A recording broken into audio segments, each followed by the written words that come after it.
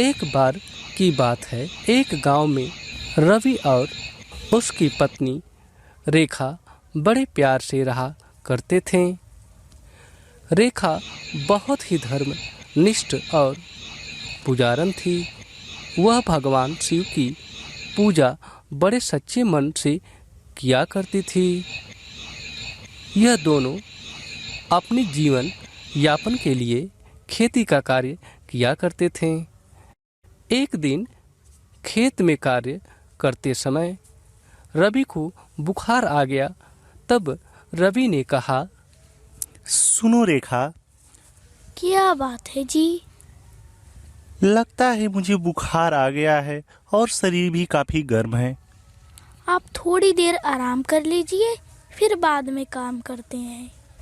यह कहकर दोनों आराम करने चले गए, लेकिन रवि का बुखार बढ़ता चला गया।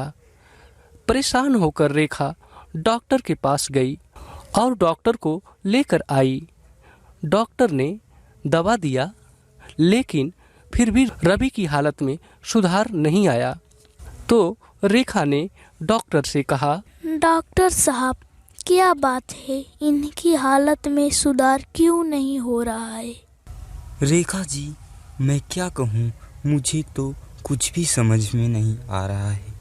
पता नहीं यह दवा क्यों काम नहीं कर रही है। अब तो भगवान शिव ही कुछ कर सकते हैं। फागुन का महीना चल रहा था और उसी दिन शिवरात्रि का महापर्व भी था।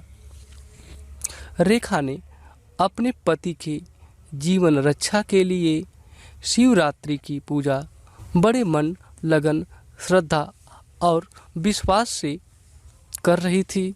रात हो चुकी थी।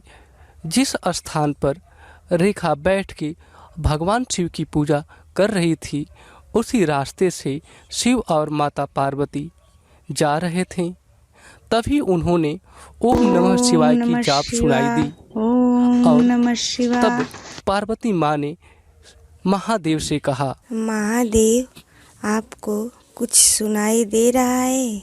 हाँ देवी, मुझे सुनाई दे रहा है। आपको कोई भक्त बुला रहा है। देवी, वह रेखा है। जिस प्रकार से इस पृथ्वी पर और मेरे भक्त हैं, उनमें से रेखा भी एक है। इसने शिवरात्रि का व्रत पूरे मन और विश्वास के साथ किया है। देवी, चलिए इसके दुखों का निवारण करते हैं। महादेव और पार्वती रेखा के पास पहुँचे और बोले, पुत्र रेखा। तभी रेखा ने अपनी आंखें खोली और साक्षात भगवान शिव और माता पार्वती का दर्शन किया और रेखा ने कहा, हे परमपिता परमेश्वर, हे भोलेनाथ, मैं आपकी दर्शन पाकर धन्य हुई। तभी भगवान शंकर ने अपनी शक्ति से रवि की निद्रा को तोड़ दिया और रवि ठीक होकर खड़ा हो गया। तभी भगवान अदृश्य हो जाते हैं और फिर रवि बोला, रेखा, आज मैं बहुत सोया। रेखा रवि के स्वास्थ्य को देखकर बहुत प्रसन्न हुई और भगवान शिव की आराधना निरंतर करने का प्रण लिया। अब रवि और रेखा दोनों मिलकर भगवान की पूजा अर्चना करने लगे।